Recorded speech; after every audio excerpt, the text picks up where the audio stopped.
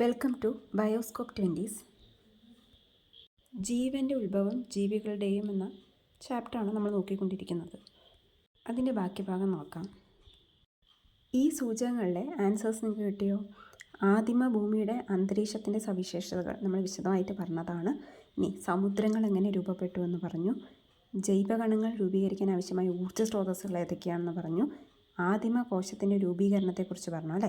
ആദിമ കോശം എന്ന് പറയുമ്പോൾ ന്യൂക്ലിക് ആസിഡും അതിന് ചുറ്റി ഒരു കൊഴുപ്പ് ആവരണമുള്ളതാണല്ലോ ആദിമകോശം. അതിൽ നിന്നാണല്ലോ ആദിമകോശം ഉണ്ടായത്. ഇത്തരത്തിൽ രാസപരിണാമത്തെക്കുറിച്ചും പരിണാമ പ്രക്രിയയെക്കുറിച്ചും പഠനം നടത്തിയ ധാരാളം ശാസ്ത്രജ്ഞരുണ്ട്. അതിൽ കുറച്ച് ശാസ്ത്രജ്ഞന്മാരെ നമുക്ക് നോക്കാം. വളരെ ഇമ്പോർട്ടൻ്റ് ആണ്. അതിൽ ആദ്യത്തെ ആരാന്ന് നോക്കാം. Harold Urey and Stanley Miller. Urey Miller എന്ന പേരിലാണ് ഇവർ ഫേമസ് ആയിരിക്കുന്നത്. ഈ യൂറേ മില്ലർ നടത്തിയ പരീക്ഷണങ്ങൾ നമുക്ക് പഠിക്കാനുണ്ട്. ഈ യൂറേയും മില്ലറും എന്താണ് കണ്ടെത്തിയത്? ജീവൻ്റെ ഉത്ഭവത്തിന് കാരണമായ നിർമ്മാണ ഘടകങ്ങൾ ലളിതമായ വാതകങ്ങളിൽ നിന്ന് രൂപപ്പെടുമെന്ന് തെളിയിച്ചു. അതായത് ആദിമ ഭൂമിയിലെ അന്തരീക്ഷത്തിൽ ലളിതമായ വാതകങ്ങളാണല്ലോ ഉണ്ടായിരുന്നത്. സ്വതന്ത്ര ഓക്സിജൻ ഇല്ല എന്ന് പറഞ്ഞു. Methane, ammonia, carbon dioxide, hydrogen തുടങ്ങിയ ലളിതമായ വാതകങ്ങൾ ആദിമ ഭൂമിയിലെ അന്തരീക്ഷത്തിലുണ്ടായിരുന്നു. ഈ വാതകങ്ങൾ അന്തരീക്ഷത്തിലുണ്ടെന്ന് നമുക്കറിയാം. ഇതിനുശേഷം മഴ രൂപം കൊണ്ടുവന്നും അതിൽ നിന്ന് സമുദ്രം രൂപം കൊണ്ടുവന്നും ഈ വാതകങ്ങൾ അല്ലെങ്കിൽ പലതരത്തിലുള്ള പദാർത്ഥങ്ങൾ സമുദ്രജലത്തിൽ ലയിച്ചു ചേർന്ന് അവിടെ നിന്നാണ് ലഘു തന്മാത്രകളും സങ്കീർണമായ തന്മാത്രകളും ഉണ്ടായി. അവിടെ നിന്ന് ജീവൻ്റെ അല്ലെങ്കിൽ ആദിമ കോശം ഉണ്ടായി എന്ന് നമ്മൾ പഠിച്ചല്ലോ. ഇത് പരീക്ഷണത്തിലൂടെ കണ്ടെത്തിയത് യൂറേയും മില്ലറുമാണ്. അതായത് ഇത്രയും മനസ്സിലാക്കുക, രാസപരിണാമ സിദ്ധാന്തം കണ്ടുപിടിച്ചത് ഒപ്പാരിൻ ആൻഡ് ഹാൽഡെയ്ൻ എന്ന് പറയുന്ന ശാസ്ത്രജ്ഞരാണ്. പക്ഷേ അത് ശരിയാണെന്ന് പരീക്ഷണശാലകളിൽ പരീക്ഷണത്തിലൂടെ തെളിയിച്ചത് യൂറേയും മില്ലറുമാണ്. യൂറേയും മില്ലറും കണ്ടെത്തിയത് എന്താണ്? അതായത് അന്തരീക്ഷത്തിലെ ലളിതമായ വാതകങ്ങളിൽ നിന്നിട്ടാണ് ജീവൻ്റെ ഉത്ഭവത്തിന് കാരണമായ ഘടകങ്ങൾ ഉണ്ടായത് എന്നാണ് അവർ കണ്ടെത്തിയത്. അടുത്ത ശാസ്ത്രജ്ഞനാണ് സിഡ്നി ഫോക്സ്. പ്രോട്ടീൻ എന്താണെന്ന് നിങ്ങൾ കേട്ടിട്ടില്ലേ? പ്രോട്ടീൻ എന്ന് പറയുന്നത് ഒരു സങ്കീർണമായ കണികയാണ്. സിഡ്നി ഫോക്സ് കണ്ടെത്തിയത് പ്രോട്ടീനുകൾക്ക് സമാനമായ തന്മാത്രകളെ കൃത്രിമമായി നിർമ്മിക്കാനാവുമെന്നാണ് അദ്ദേഹം തെളിയിച്ചത്. അതായത് കൃത്രിമമായി നിർമ്മിക്കുക എന്ന് പറഞ്ഞു കഴിഞ്ഞാൽ ലബോറട്ടറി കണ്ടീഷനിൽ അല്ലെങ്കിൽ ആർട്ടിഫിഷ്യലായിട്ട് നമ്മൾ നിർമ്മിച്ചെടുക്കുക. അതായത് ആദിമ അന്തരീക്ഷത്തിലെ പ്രോട്ടീൻ എന്ന് പറയുമ്പോൾ പ്രോട്ടീന് സമാനമായ മോളിക്യൂൾ അല്ലെങ്കിൽ കണികകളാണ് പ്രോട്ടീനോയിഡ്സ് എന്നാണ് അതിന് പറയുന്നത്. ഇത്രയും മനസ്സിലാക്കിയാൽ മതി. പ്രോട്ടീന് സമാനമായ തന്മാത്രകളെ നമുക്ക് കൃത്രിമമായിട്ട് നിർമ്മിച്ചെടുക്കാനാവുമെന്നാണ് സിഡ്നി ഫോക്സ് കണ്ടെത്തിയത്. അടുത്തത് ജോവാൻ ഓറോ എന്ന് പറയുന്ന ശാസ്ത്രജ്ഞനാണ്. അദ്ദേഹം എന്താ കണ്ടെത്തിയത്? ന്യൂക്ലിക് ആസിഡുകളുടെ പ്രധാന നിർമ്മാണ ഘടകങ്ങളിലൊന്നായ അഡിനിൻ എന്ന നൈട്രജൻ ബേസ് കൃത്രിമമായി നിർമ്മിച്ചു. നമ്മൾ നേരത്തെ പറഞ്ഞു എന്താണ് ന്യൂക്ലിക് ആസിഡ് എന്ന്. DNA-യും RNA-യും ആണ് ന്യൂക്ലിക് ആസിഡ്. നമ്മൾ ആദിമകോശം ഉണ്ടാകുമ്പോൾ പറഞ്ഞിരുന്നു ന്യൂക്ലിക് ആസിഡിന് ചുറ്റും ഒരു കൊഴുപ്പ് ആവരണം ഉണ്ടായി എന്ന്. ഈ ന്യൂക്ലിക് ആസിഡുകൾ അതായത് DNA അല്ലെങ്കിൽ RNA എന്ന് പറയുന്ന ന്യൂക്ലിക് ആസിഡുകൾ ഉണ്ടെന്ന് പറഞ്ഞല്ലോ. ഈ ന്യൂക്ലിക് ആസിഡിലെ ഒരു ഘടകമാണ് നൈട്രജൻ ബേസ്. ന്യൂക്ലിക് ആസിഡിലുള്ള ഒരു ഘടകമാണ് നൈട്രജൻ ബേസ്. ഈ നൈട്രജൻ ബേസ് 4 തരത്തിലുണ്ട്. Adenine, thymine, guanine, cytosine. ഇങ്ങനെ 4 നൈട്രജൻ ബേസ് ഉണ്ട്. ഇതിനെക്കുറിച്ച് വിശദമായിട്ട് നിങ്ങൾ ഹയർ ക്ലാസ്സുകളിൽ പഠിക്കും. ഇതിൽ അഡിനിൻ എന്ന് പറയുന്ന ഒരു നൈട്രജൻ ബേസ് ഉണ്ട്. ഇത് കൃത്രിമമായിട്ട് കണ്ടെത്തിയത് ജോവാൻ ഓറോ എന്ന് പറയുന്ന ശാസ്ത്രജ്ഞനാണ്. മനസ്സിലാവുന്നുണ്ടല്ലോ?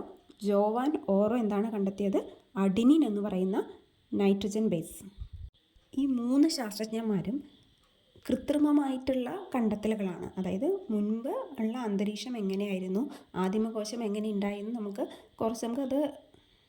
കുറച്ച് നിഗമനങ്ങൾ മാത്രമേ നമുക്കുള്ളൂ അല്ലേ. അതായത് ആദ്യത്തെ കണ്ടീഷൻ എന്തായിരുന്നു നമുക്കിനി പോയി നോക്കാനൊന്നും കഴിയില്ലല്ലോ. അപ്പോൾ അത് നിഗമനങ്ങളിൽ കുറച്ച് ശാസ്ത്രജ്ഞന്മാർ കണ്ടെത്തുകയും അത് ശരിയാണോ തെറ്റാണോ എന്ന് ലാബുകളിൽ പരീക്ഷണത്തിലൂടെ ഇത്തരത്തിലുള്ള ശാസ്ത്രജ്ഞന്മാർ അത് തെളിയിക്കുകയുമാണ് ചെയ്തത്. അപ്പോൾ നമ്മൾ പഠിച്ച രാസപരിണാമ സിദ്ധാന്തം ശരിയാണ്, അല്ലെങ്കിൽ രാസപരിണാമ സിദ്ധാന്തത്തിലൂടെയുള്ള കണ്ടെത്തലുകൾ ശരിയാണ് എന്ന് പരീക്ഷണം ചെയ്ത് കണ്ടെത്തിയത് 2 ശാസ്ത്രജ്ഞരാണെന്ന് പറഞ്ഞു. അവരാണ് യൂറേയും മില്ലറും. ആദിമ ഭൂമിയുടെ അന്തരീക്ഷം കൃത്രിമമായിട്ട് പരീക്ഷണശാലയിൽ സെറ്റ് ചെയ്തു. അതായത് ആദിമ ഭൂമിയിലെ അന്തരീക്ഷം എങ്ങനെയാണോ അതേപോലൊരു സെറ്റപ്പ് പരീക്ഷണശാലയിൽ ഉണ്ടാക്കുകയും അങ്ങനെ ആദിമ ജീവൻ എങ്ങനെ ഉണ്ടായി എന്ന് യൂറേയും മില്ലറും കൂടിയാണ് തെളിയിച്ചത്. ഇങ്ങനെ അറേഞ്ച് ചെയ്തിട്ടാണ് അവർ പരീക്ഷണം നടത്തിയത്. ആ ചിത്രീകരണം ഒന്ന് നോക്കൂ. അവിടെ ജലം തിളയ്ക്കുന്നുണ്ട് അല്ലേ? ഒരു ഭാഗത്ത് ജലം തിളയ്ക്കുന്നുണ്ട്. തിളയ്ക്കുമ്പോൾ നീരാവി ഉണ്ടാവുന്നില്ലേ? ആദിമ അന്തരീക്ഷത്തിൽ എന്തുണ്ട്? നീരാവിയാണ് ഉള്ളത്. അപ്പോൾ ആ നീരാവി കിട്ടി. പിന്നീട് വൈദ്യുത സ്പാർക്ക് എന്ന് കൊടുത്തിരിക്കുന്നുണ്ടോ? ആദിമ അന്തരീക്ഷത്തിലെ ഊർജ്ജ സ്രോതസ്സുകൾ ഏതൊക്കെയാണ്? സൂര്യപ്രകാശം, ഇടിമിന്നൽ, അങ്ങനെ നമ്മൾ പഠിച്ചു. ഇവിടെ അതിന് പകരം ലബോറട്ടറി കണ്ടീഷനാണല്ലോ, അപ്പോൾ അതിന് പകരം വൈദ്യുത സ്പാർക്കാണ് ഊർജ്ജരൂപമായിട്ട് കൊടുത്തത്. അതായത് വൈദ്യുതി എന്ന് പറയുന്ന ഊർജ്ജമാണ് ഇവിടെ ലാബിൽ കൊടുത്തത്. അപ്പം നീരാവിയായി, വൈദ്യുതി എന്ന് പറയുന്ന ഊർജ്ജമായി.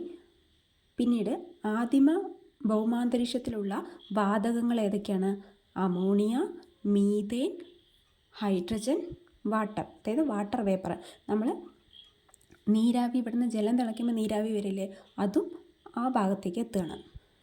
അപ്പോൾ ഇവിടെ ആദിമ ഭൂമിയിലുള്ള എല്ലാ വാതകങ്ങളുമായി നീരാവിയായി വൈദ്യുതി എന്ന് പറയുന്ന ഊർജ്ജവും കൊടുത്തു. അപ്പോൾ ഇനി എന്താണ് സംഭവിക്കുന്നത്? പിന്നീട് ജലം ഉണ്ടായി എന്ന് പറഞ്ഞില്ലേ? അപ്പോൾ അവിടെയുള്ള പ്രവർത്തനങ്ങളുടെ ഫലമായിട്ടുണ്ടാകുന്ന ചൂടായ ജലത്തെ നമ്മൾ ആ പരീക്ഷണത്തിൻ്റെ ഭാഗത്തുനിന്ന് പുറത്തേക്കും തണുത്ത ജലം അകത്തേക്കും കടത്തിവിടുകയാണ്. അങ്ങനെ ചെയ്യുമ്പോൾ നേരത്തെ നമ്മൾ പഠിച്ചു ആദിമ അന്തരീക്ഷത്തിലെ വാതകങ്ങളുടെ പ്രവർത്തന ഫലമായിട്ടാണ് ആദിമ കോശം ഉണ്ടായത്. അത് സമുദ്രജലത്തിൽ വെച്ച് ആദിമ കോശമായിട്ട് മാറുകയാണ് ചെയ്തതെന്ന് പഠിച്ചു. പരീക്ഷണശാലയിലാണെങ്കിലും ഇത്തരത്തിലുള്ള വാതകങ്ങളുടെ പ്രവർത്തന ഫലമായിട്ട് ജൈവകണങ്ങൾ, അതായത് വളരെ ലഘുവായിട്ടുള്ള ജൈവകണികകൾ ഉണ്ടായി. നോക്കൂ, അങ്ങനെ ഒരു ജൈവകണികയാണ് അവിടെ അമിനോ ആസിഡുകൾ രൂപപ്പെട്ടു. കാണുന്നുണ്ടല്ലോ, അമിനോ ആസിഡുകൾ. അപ്പോൾ ഈ പരീക്ഷണത്തിൻ്റെ അവസാനം എന്താണ് കിട്ടിയത്? അമിനോ ആസിഡ് എന്ന് പറയുന്ന ലഘു ജൈവകണികകളാണ് കിട്ടിയത്. ഈ അമിനോ ആസിഡുകളിൽ നിന്ന് എന്താണ് ഉണ്ടാകുന്നത്? പ്രോട്ടീനാണ് ഉണ്ടാകുന്നത്. അമിനോ ആസിഡുകളിൽ നിന്ന് എന്തുണ്ടായി? പ്രോട്ടീൻ ഉണ്ടായി. അമിനോ ആസിഡ് എന്ന് പറയുന്നത് ലഘു ജൈവകണമാണെന്ന് നേരത്തെ പറഞ്ഞു. ഈ അമിനോ ആസിഡുകൾ കൂടിച്ചേർന്നാണ് പ്രോട്ടീൻ ഉണ്ടാകുന്നത്. ഈ പ്രോട്ടീൻ എന്ന് പറയുന്നത് സങ്കീർണമായ ജൈവകണമാണ്. അതിനർത്ഥം രാസപരിണാമത്തിൻ്റെ കണ്ടെത്തലുകൾ ശരിയാണെന്നല്ലേ? അതായത് ആദ്യം ലഘു ജൈവകണങ്ങൾ ഉണ്ടാവും, പിന്നീട് സങ്കീർണമായ ജൈവകണങ്ങൾ ഉണ്ടാവും, അവിടെ നിന്ന് ആദിമകോശം ഉണ്ടാവും എന്നല്ലേ നമ്മൾ പഠിച്ചത്. അപ്പോൾ അമിനോ ആസിഡുകളിൽ നിന്ന് പ്രോട്ടീൻ എന്ന് പറയുന്ന ജൈവ തന്മാത്രകളാണ് ഇനി ഉണ്ടാവുന്നത്. ഇവിടെ ആദിമ ഭൂമിയിലെ സാഹചര്യങ്ങൾ പരീക്ഷണശാലയിൽ കൃത്രിമമായി സൃഷ്ടിച്ചപ്പോൾ എന്തുണ്ടായി? ജൈവ തന്മാത്രകളായ അമിനോ ആസിഡുകളാണ് നിർമ്മിച്ചത്. അത് ചോദിക്കും, എന്താണ് ഇവിടെ ഉണ്ടാക്കിയെടുത്തത്? അമിനോ ആസിഡുകളാണ് ഉണ്ടാക്കിയത്. അമിനോ ആസിഡുകളിൽ നിന്നാണ് സങ്കീർണമായ ജൈവ തന്മാത്രയായ പ്രോട്ടീൻ ഉണ്ടാകുന്നത്. അമിനോ ആസിഡ് ലഘു ജൈവ തന്മാത്രയാണ്. ഇത് വളരെ ഇമ്പോർട്ടൻ്റ് ആണ്. ഇത് നോക്കുക, ഈ പരീക്ഷണത്തിലൂടെ അവർ അമിനോ ആസിഡ് ഉണ്ടാക്കിയപ്പോൾ അവർക്ക് എന്ത് മനസ്സിലായി? അനുയോജ്യമായ സാഹചര്യങ്ങളിൽ അജൈവിക ഘടകങ്ങളിൽ നിന്നും ജൈവ തന്മാത്രകൾ രൂപപ്പെടുമെന്ന് ഈ പരീക്ഷണങ്ങളിലൂടെ തെളിയിക്കപ്പെട്ടു അല്ലേ? അതായത് അജൈവികമായ ഘടകങ്ങൾ എന്നുകൊണ്ട് ഉദ്ദേശിക്കുന്നത് എന്താണ്? ഹൈഡ്രജൻ, കാർബൺ ഡൈ ഓക്സൈഡ് എന്ന് പറയുന്ന ഈ വാതകങ്ങളുണ്ടല്ലോ, ഇതാണ് അജൈവികമായ ഘടകങ്ങൾ എന്ന് പറയുന്നത്. അതിൻ്റെ പ്രവർത്തന ഫലമായിട്ട് എന്തുണ്ടായി? ജൈവ ഘടകങ്ങളുണ്ടായി. എന്താണ് ജൈവ ഘടകമായിട്ട് കാണുന്നത്? അമിനോ ആസിഡുകൾ. തന്നിരിക്കുന്ന ബോക്സ് കംപ്ലീറ്റ് ചെയ്യാൻ നോക്കൂ. നമ്മളിപ്പോൾ പഠിച്ച കാര്യങ്ങൾ തന്നെയാണ് അതിൽ കൊടുത്തിരിക്കുന്നത്. ഇങ്ങനെയാണ് ആ ബോക്സ് കംപ്ലീറ്റ് ചെയ്യേണ്ടത്. ഇതിൽ H2NH3CH4 എന്ന് പറയുന്നത് താഴെ കാണിച്ചിരിക്കുന്ന രൂപത്തിലാണ് എഴുതേണ്ടത്.